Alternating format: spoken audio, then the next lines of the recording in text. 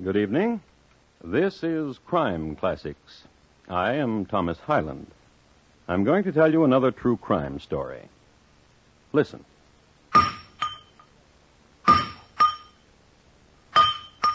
In the county of Suffolk, the willow grows green, and there was once a smithy. His name was Edmund Thrower. He was a powerful man who could make the anvil shudder and spring sparks into shadows cast by the willow. He made horseshoes. He mended scullery ware. He made hammers to drive nails, to mend shoes, to bludgeon people to death. And tonight, my report to you on the dread events surrounding Mr. Thrower's hammer.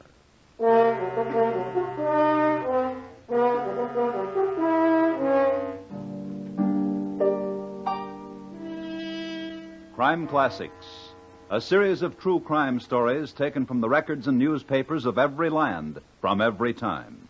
Your host each week, Mr. Thomas Hyland, connoisseur of crime, student of violence, teller of murders. Now, once again, Thomas Hyland.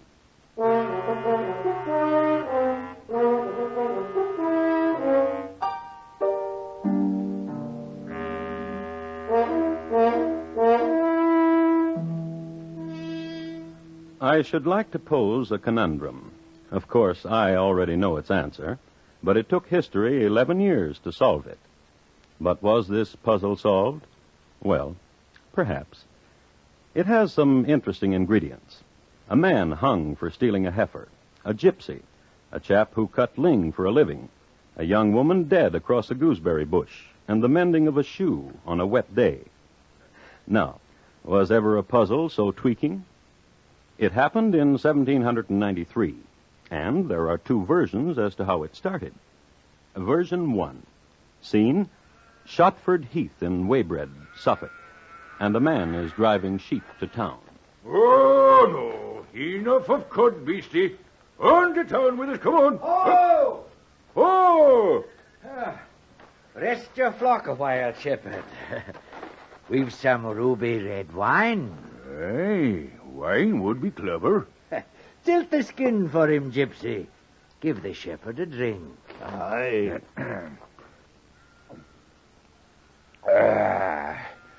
Very clever. And ruby red.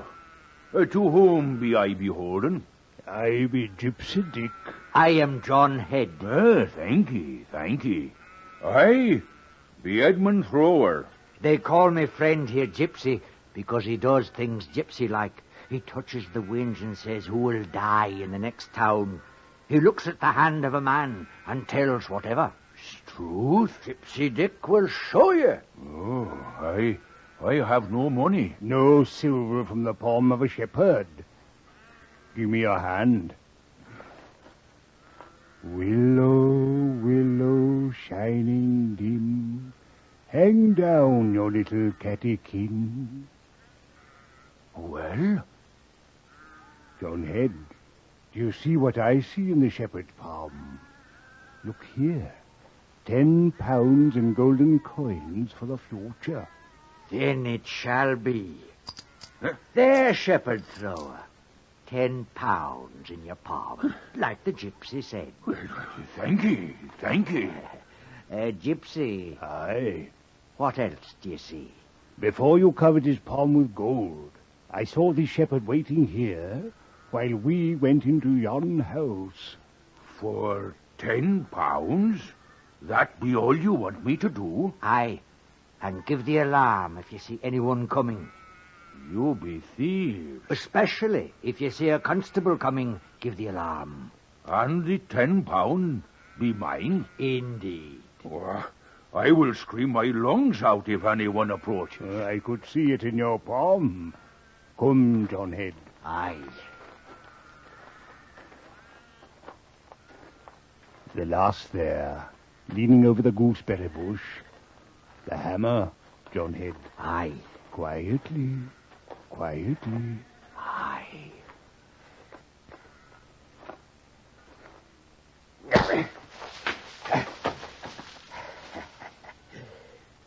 Our dear old daddy would grieve if he found his daughter so. Look. through the window. Her father sleeps in a chair. Quietly, quietly. Aye.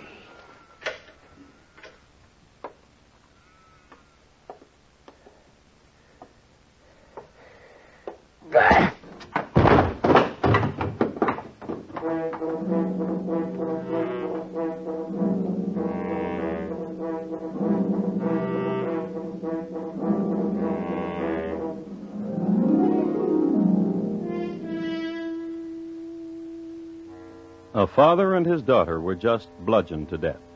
Their names? Thomas and Elizabeth Carter.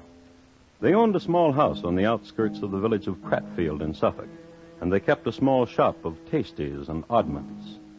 In the evenings, they had often been seen walking in the garden, now stopping to sniff a rose, now pausing to pluck marigold, now lifting their cheeks to the setting sun. That they were murdered, there is no doubt. As to the manner in which they were murdered, you have just looked in on version 1. Now for version 2. Scene? A rainy day in the town of Swaffham. A ling cutter, that is, one devoted to hewing common heather, sits at his stall and mends his shoe.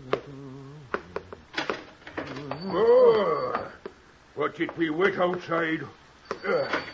And foul. The ling likes the damp, but keeps its colour. And fine-looking ling it be, John Head. I'll fill your arms with it, Thrower, if you'll give me a moment to fix this shoe.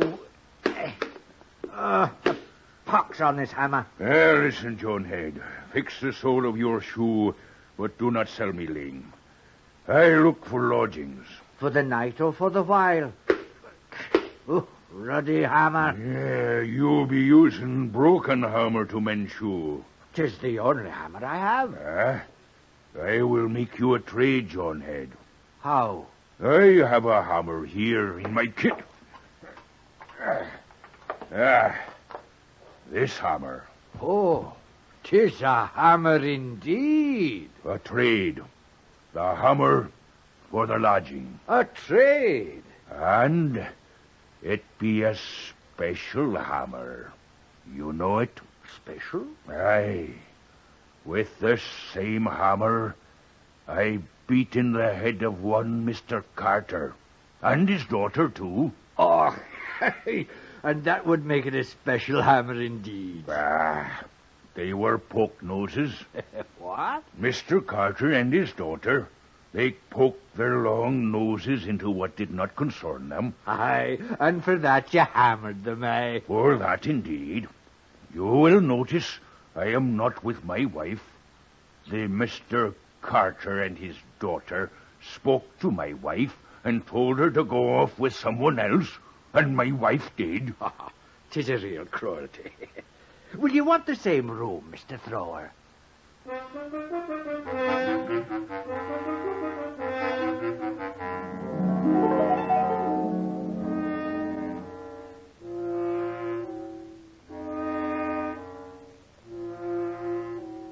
The two versions of how the Carters, father and daughter, met their respective ends. Version 1, Gypsy Dick and John Head did it. Version 2, Edmund Thrower did it. In any event, the Carters were discovered the next morning lifeless. And, as we well know in these times, the things that were raised were hues and cries. Also, there was much scurrying and running about and clamor. But all this fell upon the stillness of the Suffolk heath. There were seasons and rainy days and days of sunshine and heather, and the ling cutters came and went, and the sheep became coats and mutton, and a certain gooseberry bush bloomed lovely, and berries died unpicked. And somewhere, far away, a gypsy with the unlikely name of Dick held a palm and said this: Willow, willow, shining dim, hang down your little catechin. And picked a pocket. There were seasons and there were years. 11 years. Mr. Thrower was now a blacksmith among the willows. Mr. John Head was now a convict among the vermin and the lice of Ipswich jail. Mr. Head had committed a felony. He had robbed a sailor. His sentence hadn't been passed yet, but his cellmates had. John Head. What is it, Saunders? I can't sleep. You'll sleep for long in a few hours. They say that on the gallows sleep is slow to come, that it's painful.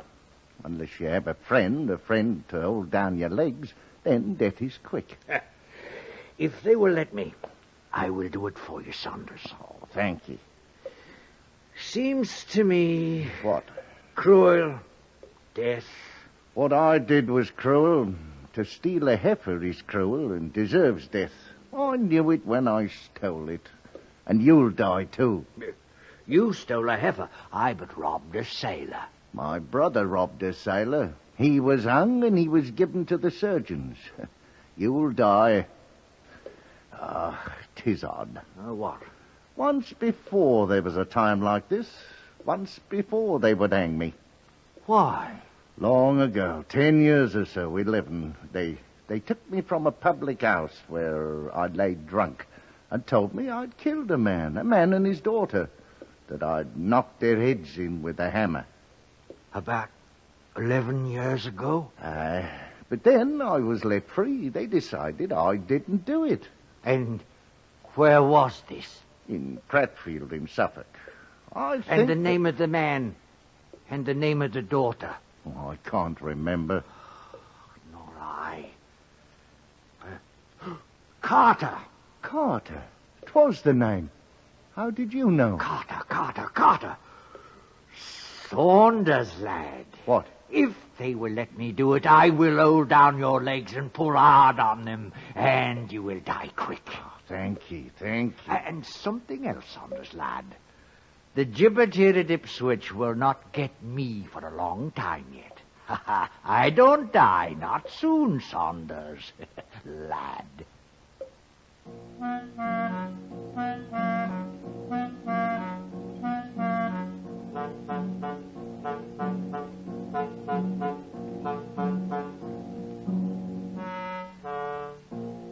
Straw is a useful commodity. Under various conditions, it is used for sleeping upon, for making bricks, for making hats, handbags, baskets, and in single units, it is excellent for breaking a camel's back. Straw is also used to clutch. It was this latter proclivity that John Head utilized. A straw, a chance to get out of there. So, this is what he did. Jailer! Jailer! He yelled. He banged on bars. Jailer! Jailer! He yelled some more. He got the jailer's attention. I know a murder that's being committed, and I'll tell you all about it. Their names were Thomas and Elizabeth Carter. And he was led to the warden. And they was father and daughter, Your Honor, Warden. And their heads was bashed in. And John Head was then led to Mr. Oldershaw, a magistrate. It was 11 years ago, sir, in Cratfield in Suffolk. Why have you waited this long to say anything of it? I was just reminded of it. By whom? By a laddie whom you will hang this evening. His name is Saunders. I shared his cell. And his gibbet, too, if this be a story for cocks and bulls. Truth, I tell you, I know the murderer. The true murderer. Who is he?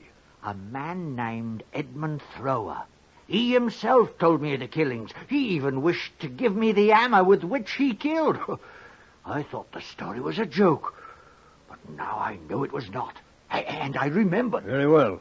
Tell me about this Edmund Thrower and the murder of a father and a daughter. It was like this, your worship. It was a rainy day, and I had me a little shop. What kind of a shop? Ling. And I was sitting there mending a shoe with a broken hammer.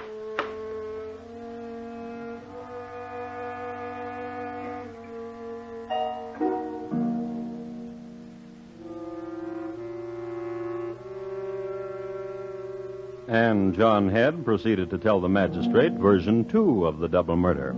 You remember the one where Thrower offered Head a hammer, the very one he confessed with which he had committed the crime? The result of John Head's story, he was not hanged, and a search was begun for Edmund Thrower. Now that's really making the most out of straws, isn't it?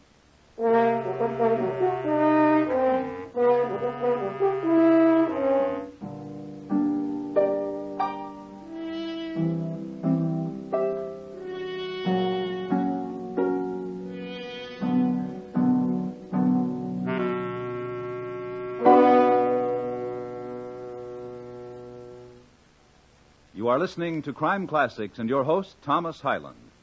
I guess we can all relax now.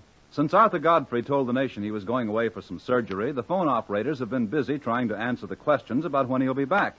Things are normal now, though. It's August, and Arthur's back on his Monday through Friday daytime show and on the Talent Scouts Monday evenings. Most of these same CBS radio stations bring you Godfrey, so be listening for him next time round. And now, once again, Thomas Hyland in the second act of Crime Classics and his report to you on Mr. Thrower's Hammer.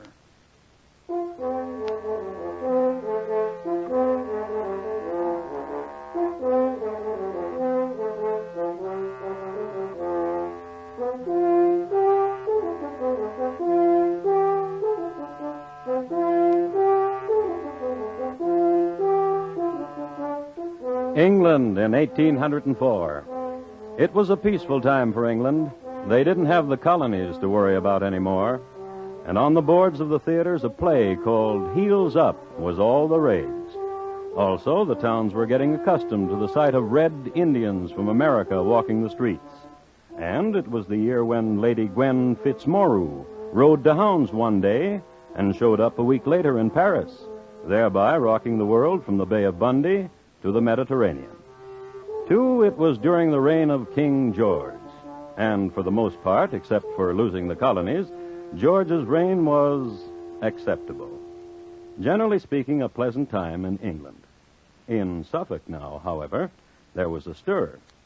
Something about a double murder committed 11 years before. Memories and records were tapped, and sure enough, on a spring day in the year of 1793, Mr. Thomas Carter and his daughter Elizabeth had been hammered to death. One in his chair, the other over a gooseberry bush. The most fruitful tapping of memory was John Heads, who remembered that it was Edmund Thrower who did it. But Mr. Thrower was nowhere to be found. Observe now a coincidence of history. Another tankard of ale, Mr. Fox. Oh, thank you, Oldershaw. No. Just this pipe and to relax. Drink away if you like it, though. Don't mind me. No, enough for me, too. Pass me the taper. Aye, here. It's good tobacco you brought from London town. What kind is it? Virginia. Equally fine in the pipe or the nose. I'll send you a packet. Aye, and thanks to you. Your business accomplished in Ipswich, Mr. Fox? Aye. A matter of a legacy. Some lucky people have legacies. Would that you would deliver me one. And what would you do, Oldershaw? Take a frigate to America. You've been to America, have you not, Mr. Fox? Aye. Is it true about Kentucky, Mr. Fox? I would not know. I never got out of Virginia. As a matter of fact, though, the woman to whom I delivered the legacy plans to go to America, too. Mrs. Thrower. Thrower, did you say? Aye, Mrs. Edmund Thrower. And where in Ipswich did you find her? In a cardboard house on Pretty Prentice Lane. She is a gatherer and a seller of kindling wood. It took me a year to find her. And I've been looking for her husband for 6 months now. Her husband? Why? For 2 murders. I am quite sure that Mrs. Thrower knows where her husband is. Oh? This legacy I brought to her, the papers had to be signed by both her and her husband. She took the papers from me and brought them back a few days later and signed by Edmund Thrower. Pretty Prentice Lane. A cardboard house, and on the door it says, kindling for sale. Well, shall we enjoy one more tankard, Mr. Oldershaw? Oh, surely you're not going to Pretty Prentice Lane at this hour. Good night, Oldershaw.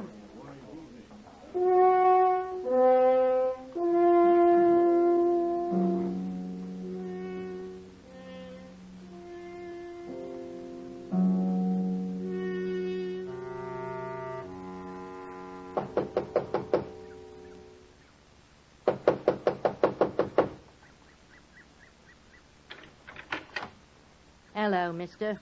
I'm of the police. What you want? Are you Mrs. Edmund Thrower? I be. Where's your husband? What you want to know for? There's a crime I was told he did. Cool. A terrible crime. Of what manner? Murder. To whom? A Mr. Thomas Carter and... Elizabeth? That's right. Oh. What's the matter? Oh, such a sweet family. The man and his daughter. How well I remember them. And Edmund it was who killed him? With a hammer, 'tis said. Ah, a brutal way. For such gentle people, that is. You knew them well? Oft Elizabeth would fill me apron with gooseberries. And oft she'd tell me of my husband. Oh? What a terrible man he was. How I should leave him. Why? He was a tweaker and a scoundrel. With other women, you mean? Aye. With Elizabeth? Under her own dad's nose. Did you believe her? I saw with me own eyes. Mr. Carter and myself, we hid and we watched. And one day Edmund drove his sheep by and stopped into the house of the Carters. Oh, he was a tweaker. I left him. Did he try to find you to bring you back? He told all of Suffolk how he wanted me back. How he missed me. And me tried pudding. And the sweetness I was. And he found me.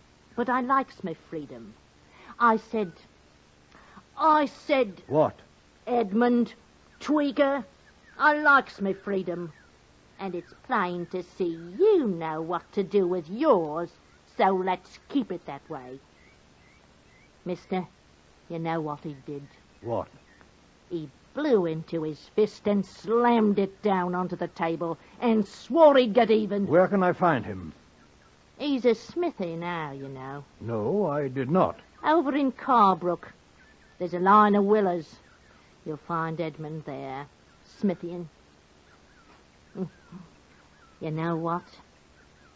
He didn't tell me nothing about putting the hammer to them nice people.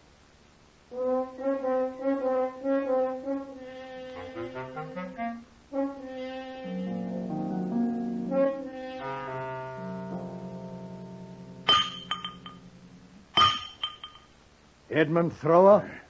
Yes? I am a magistrate of the law. You will come with me.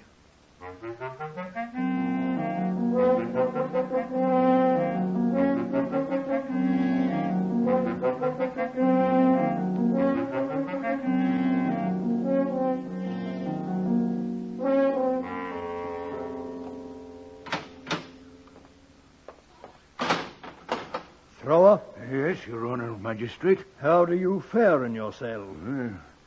Tolerably, sir. I'll listen to your story now, Thrower. Yes, sir. I am a smithy, and I have been a smithy for the past year now. And before... No, of the murder of the Carters, of why I have explained to you that you are here. Very happy to. I can remember everything. Good. In March 1792, I was discharged from the Navy and went to work for Mr. Potter at Stradbrook in helping him to fetch and carry sheep about. Till when? Oh, till Michaelmas 1793. Sometime after March 1793, as I was going over Shotford Heath in Weybridge, Suffolk, I was overtaken by a man called John Head and one called Gypsy Dick. One of them had a skin ruby red wine. And so it was that Edmund Thrower told version number 1. This is the version wherein John Head and Gypsy Dick were supposed to have committed that double murder. And so we come now to the final playing out of the conundrum I posed for you a while ago, and whose elements have been displayed for you. Jurisprudence now and the English law. Edmund Thrower was brought to trial. I have a copy here of the original indictment, and I'd like to read it to you. Edmund Thrower, 58 years of age, not having the fear of God before his eyes, but instigated by the devil, feloniously, willfully, maliciously, and with malice aforethought, made an assault on Elizabeth Carter at Cratfield in the county of Suffolk on the 16th day of October in the 33rd year of the present reign.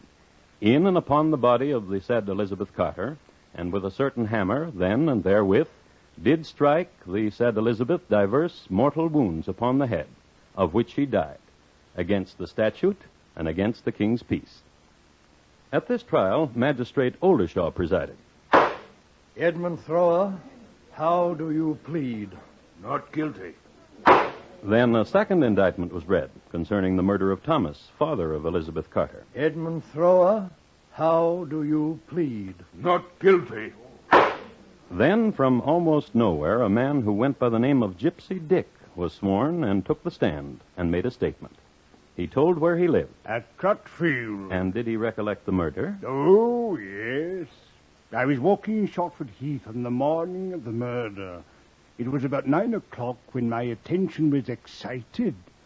I heard a sharp woman's shriek, and I said to myself, I have heard a woman shriek, and it was enough to stun anybody. And more? I saw a man running, or walking quick, when I got to the 4 crossways from Cotter's house, and I made a kind of halt when he was before me.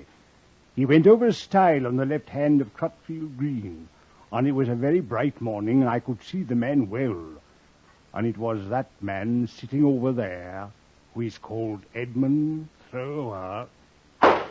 So the case was given to the jury, who deliberated 35 minutes. Guilty.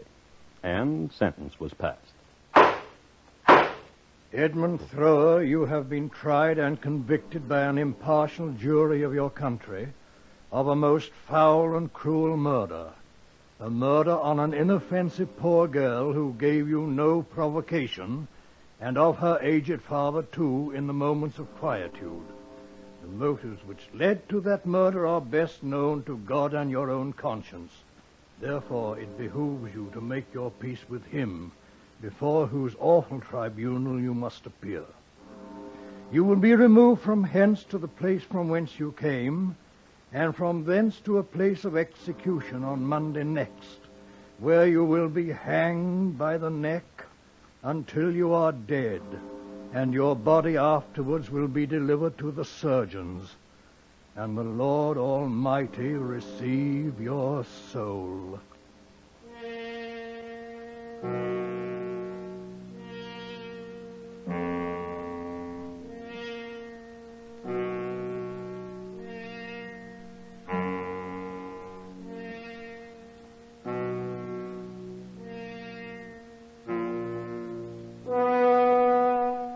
It took history 11 years to solve the puzzle, but was it solved?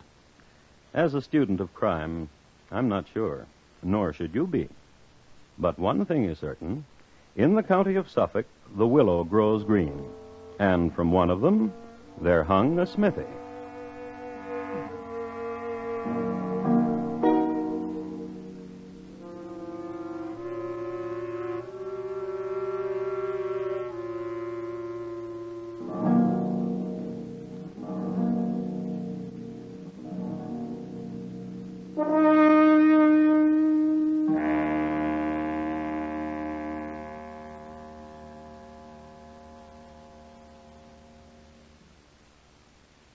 In just a moment, Thomas Hyland will tell you about next week's crime classic. Mr. Thrower's Hammer, tonight's crime classic, was adapted from the original court reports and newspaper accounts by Morton Fine and David Friedkin. The music was composed and conducted by Bernard Herrmann, and the program is produced and directed by Elliott Lewis. Thomas Hyland is portrayed on radio by Lou Merrill. In tonight's story, William Johnstone was heard as Mr. Thrower. Featured in the cast were Eric Snowden, Jay Novello, Joseph Kearns, Paula Winslow, Tudor Owen, and Alistair Duncan. Bob Lamont speaking. And here again is Thomas Hyland. Next week, a certain house in the Heidelberg Township in Pennsylvania. Since 1795, the tenants of that house have been unable to remove the blood from the floorboards. My report to you will be on the Axe and the Drute family, how they fared. Thank you. Good night. In the wide open spaces east of Hollywood, some people forget that there's a university where men actually study in Hollywood.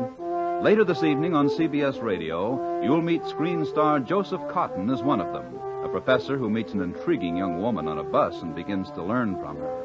It's a charming tale entitled Romance to a Degree, so be listening for it when, on most of these same stations later this evening, the Lux Summer Theater stars Joseph Cotton. Stay tuned now for Arthur Godfrey's Talent Scouts, which follows immediately over most of these same stations.